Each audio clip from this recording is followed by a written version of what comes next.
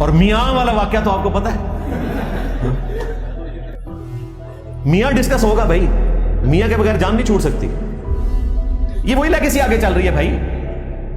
16 साल उम्र मासूम अशरफ अली थानवी की, जिस वक्त का ये वाकया है, उस बच्चे पे क्या गुजरी होगी।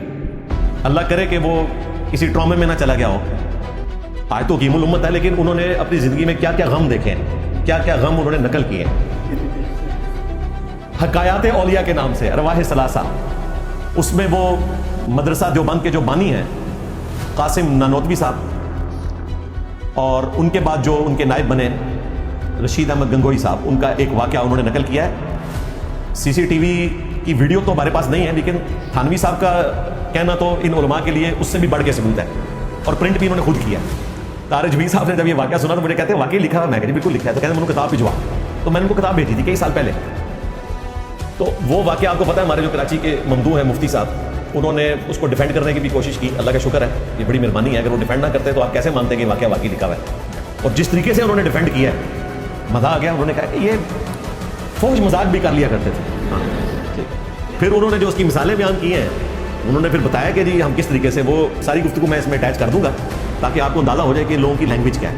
मैं उसको रिपीट नहीं करना चाहता। मैं एक बात कहता हूं, अगर ये दोनों माज़अल्लाह हम जिस परस्ती कर रहे होते, दोनों बड़ी उम्र के लोग, बड़ी बड़ी दाढ़ियां, तो क्या लड़कों की कमी थी उस जमाने में? तो क्या लड़कों की कमी थी उस जमाने में? तो क्या लड़कों की कमी थी उस जमाने में?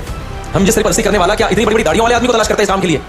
अब लिखने वाले की गलती है कि यार अगर कोई आपस में इतना बेतकल्लुफ है, इस तरह का मजाक कर भी रहा है, तो उसको किताब की जीनत बनाना बनता नहीं है। वो बेवकूफ ने उसको किताब की जीनत बना दी है, वो बेवकूफ ने उसको किताब की जीनत बना दी है, वो बेवकूफ ने उसको किताब की जीनत बना दी है।